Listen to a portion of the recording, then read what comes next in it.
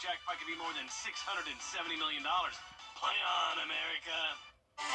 We have rain from the East Coast all the way down to the Gulf Coast, and it will overall be a pretty rainy night for us and a stormy start to our Wednesday morning with some high wind gusts. I'll have all the details, plus a look at the big cool down coming our way, coming up.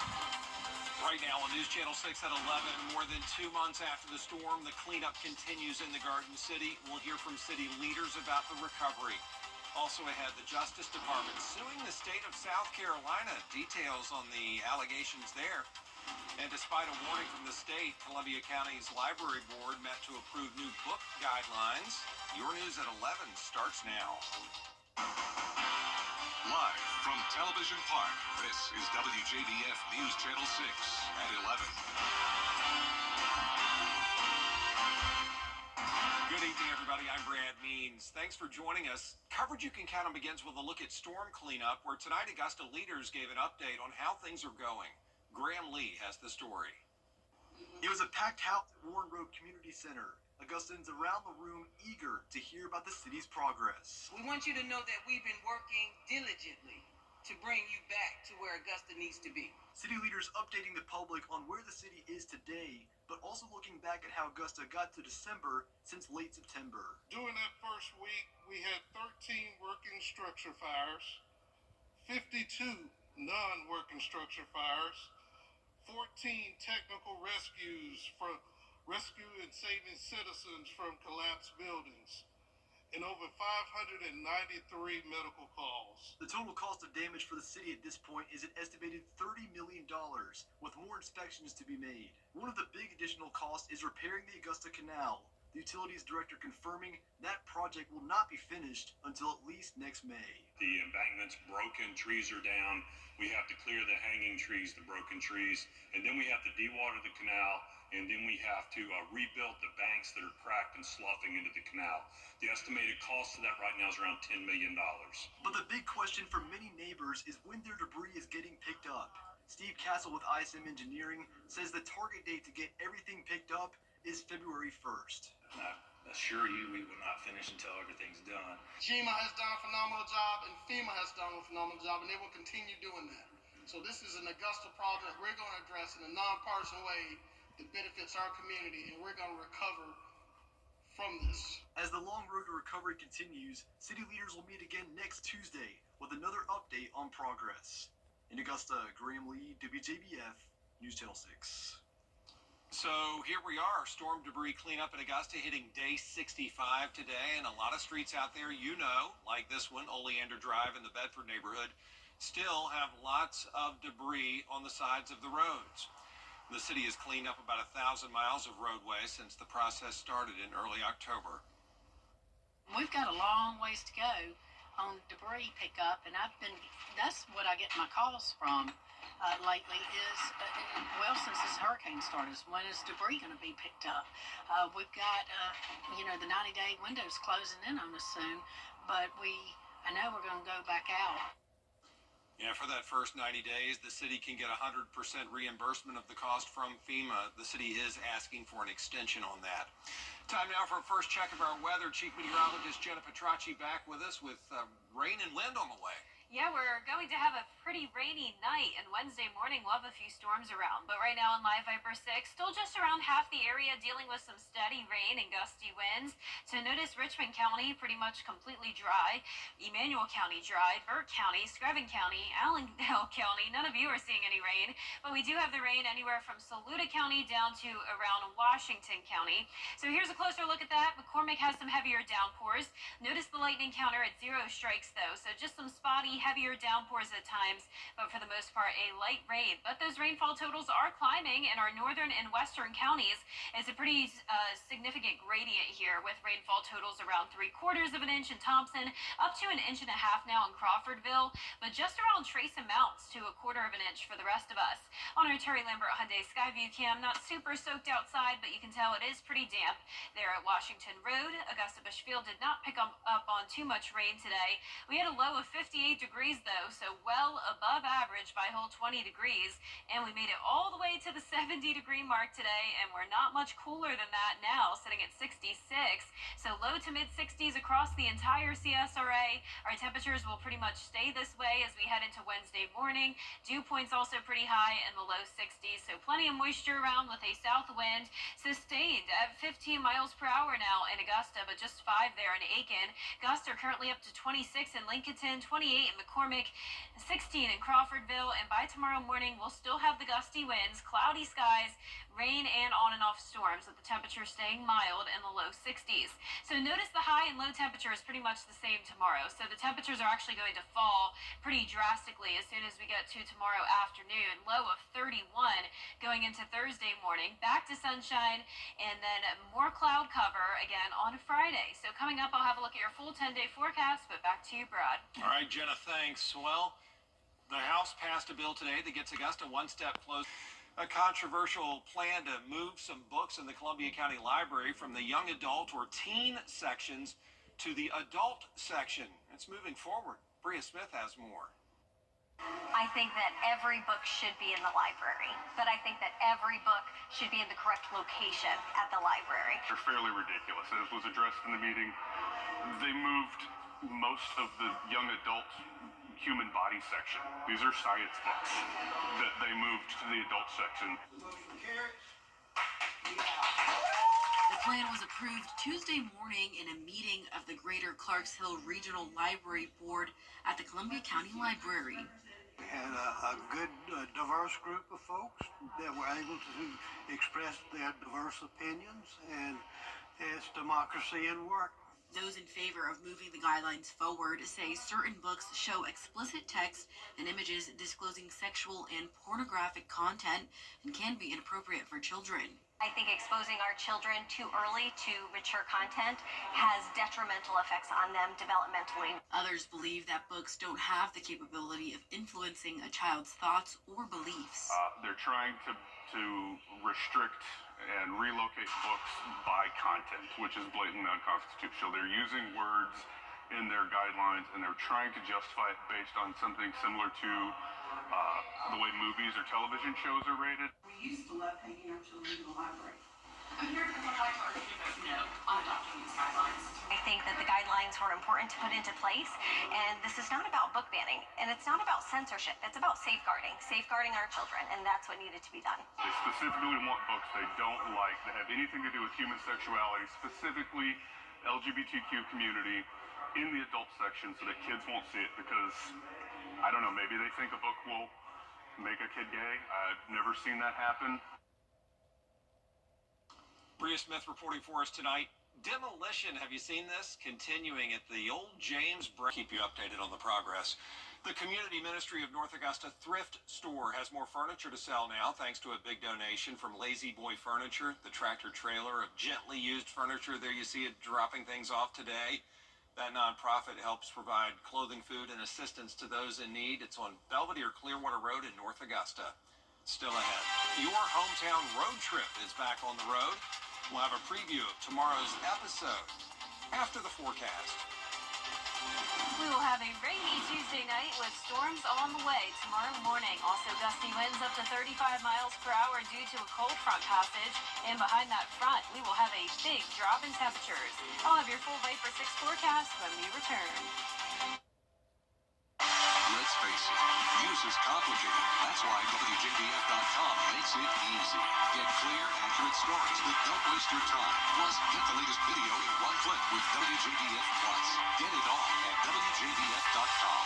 You know, my dad's favorite saying was attitude is everything, and I think Freddie personifies that because no matter the weather, no matter what the day is going to hold, he seems like he's fine with it, and I think there's a lesson in that for all of us. This year, grab only the finest in men's clothing. If you've been injured, we take immediate action to get you the help you need. They handled everything so that I could focus on getting better. I am very happy with the settlement I received. Remember those in need this holiday season with the WJBF News Channel 6 Giving Your Best Toy Drive. Your donated toys will go to Project Life Augusta. Just drop off your new unwrapped toy at WJBF News Channel 6 or these Security Federal locations. Everything season. The WJBF News Channel 6 Giving Your Best Toy Drive is brought to you by Piedmont Augusta, Security Federal, and Science Co. It's Team Georgia versus Team South Carolina as the best of the best battle for the paddle. Border Bowl is back Saturday, January 11th at Scott Thurman High School. Get tickets now at WJBF.com/Border Bowl. The News Channel 6 mobile app is now even better. Download it today. We can fill any stocking with grab-and-go gifts from Lionel Smith Limited. From suits and sports jackets to dress and sport shirts to unique boxers and on-cloud shoes. We have the perfect gift for everyone on your Christmas list at Lionel Smith Limited. The Live Viper 6 Skyview Network, sponsored by Terry Lambert Hyundai. Now, your most accurate forecast with WJBF Live Viper 6. Welcome back. I had a super fun school visit yesterday. I went to Grace Child Development Center in North Augusta, and I was very impressed with this group of kids. Not only were they really great listeners, but they were super smart. And these were 4- and 5-year-olds, and they actually were able to come up and present the forecast, which is something personally I would have been way too shy to do at their age. You can see one girl here pointing to the 4-day forecast. They all did a fantastic job, and I was really impressed by their questions as well. I had 3 of them raise their hands and ask me how I make my forecast every day, which once again, 4- and 5-year-old kids here. So thank you so much, Grace Child Development Center, for having me, and to Bethany for planning this visit. Our Live Viper 6 radar showing around half the area, still dealing with the steady rain. This has been going on all evening long. Some heavier pockets here and there, and storms down in central Georgia down towards the Gulf Coast. So we'll be watching some of these storms as they move into our area tomorrow morning. The chance of some strong to severe weather will be between the hours of 4 a.m. to around 10 a.m. But for the most part, it's going to be a messy rain. It's pretty damp outside, but no rain coming down at the moment here at Television Park. This is our Terry Lambert Hyundai Skyview cam. We're sitting at 66 degrees. How about that for a December night? Dew point of 60, so pretty warm and muggy conditions. South wind of 15 miles per hour. Low to mid 60s across the board here, and you can see here on satellite and radar, we have a cold front just to the west of us with all the rain and thunderstorm activity ahead of it. So once the cold front comes through, we will see some very windy conditions. Wind advisory from 9 a.m. tomorrow until 1 a.m. on Thursday for sustained winds up to 20 miles per hour and occasional gusts up to 35. Now notice this day planner is not what we typically see. We're going to have low 60s in the morning, and then instead of warming up, we're actually cooling down. Low 50s by 2 p.m. and then some upper 40s before the sun even sets. So that just shows how powerful this cold front is. We'll see another big cool down, just like what we had last week once it comes through. And along that front, we could have strong to severe storms, marginal risk of severe weather, but the main threat will be around the North Carolina coastline. So here's midnight, heavy downpours, and it's still mostly focused in our northern and western counties. But by around 6 a.m., it does become more widespread. So definitely leave with plenty of time tomorrow morning. Drive safe and prepare for some rumbles of thunder, a little bit of lightning, and definitely some gusty winds. So even by 11 a.m., still very windy, but it will be light rain at that point, and we're drying out by 2 p.m. Now the rainfall totals will be up to around 2 to even 3.5 inches in some of those northern counties. Keep in mind that's additional amounts. We already had up to an inch in some places. Then a 30-plus degree drop-off below freezing Thursday and Friday morning. So get the jackets back out, but notice you won't need it for too long, as we'll start to see mild conditions again going into the weekend and next week. Lots of 60s in the forecast for highs, lows in the 40s, and little to no rain after we get through tomorrow. Back to you, Brad. Jenna, thanks. Tomorrow, your hometown road trip is back with an all-new episode. This week, the team heads back to Aiken, where they will try out Duke's Barbecue. They'll talk with owners of Beyond Bijou Aiken and talk with the folks at the Aiken Cyber Academy. From my perspective, it's more than just a fencing, a lightsaber combat school. It's a way to help young people, give them another path to adulthood, another senior mentor that can give them answers about life and help develop self-confidence and discipline and all those things that we taught in ROTC. You can find the Your Hometown Road Trip team in a new location in the CSRA every Wednesday at 12:30 p.m. on News Channel 6. Still ahead, the 26-year-old accused of killing the United Healthcare CEO is in jail. Details about a possible motive as coverage you can count on continues. But first, the winning numbers from tonight's South Carolina Lottery. Pick 3, 377. Pick 4 tonight, 8862. The fireball was 2. Hey, CSRA, rookie clause. Estimate. I was in a motorcycle accident and I broke my leg. They wouldn't even do surgery on me for 2 months until the swelling went down. I still have to pay bills. That's what I was worried about. So I just got on the phone and I called Austin Jackson. They were very good, professional. The settlement that I received was life-changing. All my bills are paid and I'm doing well. Get Austin Jackson, the Augusta guy. Kia at Kia.com. The 10-day forecast on News Channel 6 is brought to you by Murphy Auto Group. We're different. Let us prove it. Learn more at mymiracleadvantage.com, Facebook, or Instagram. Now, WJBF sports coverage you can count on.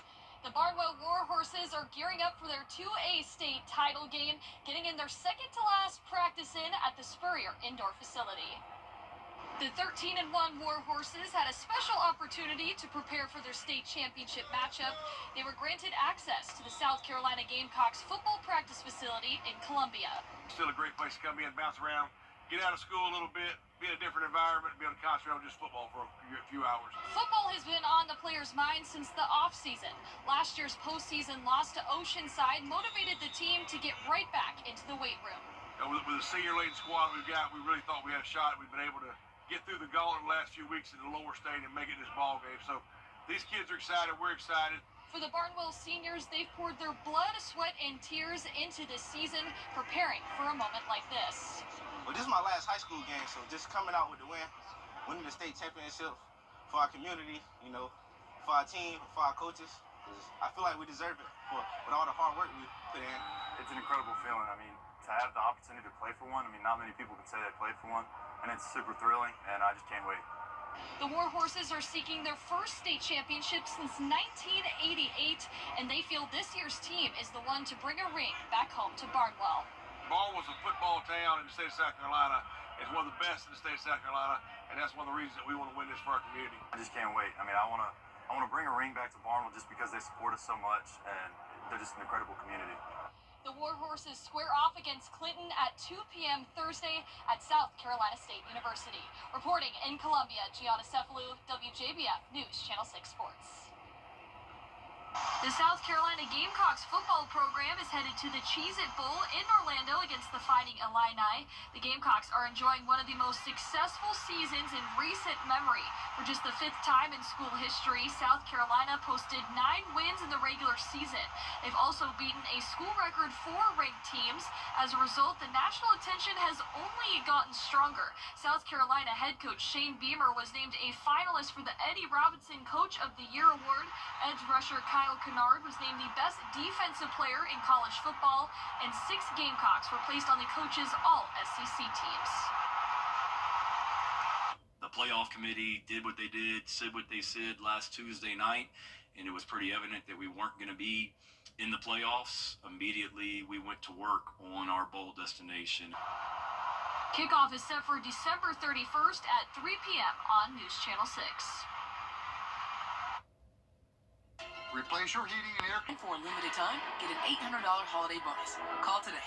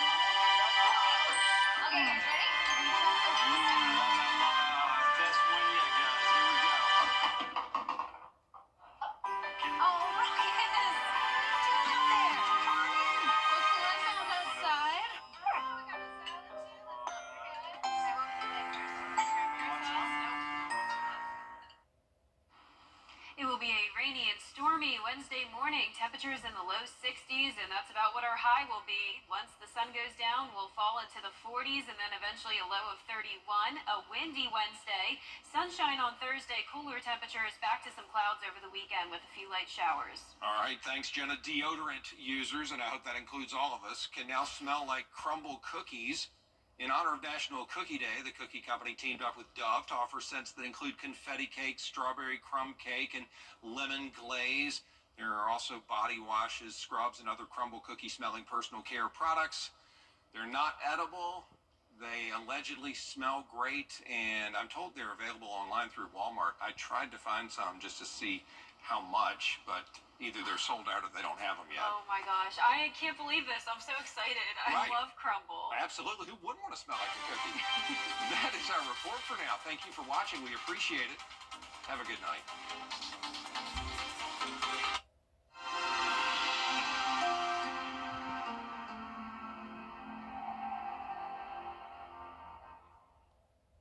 Dr. Chandra R. Williams has been... Oh, look, a pirate ship.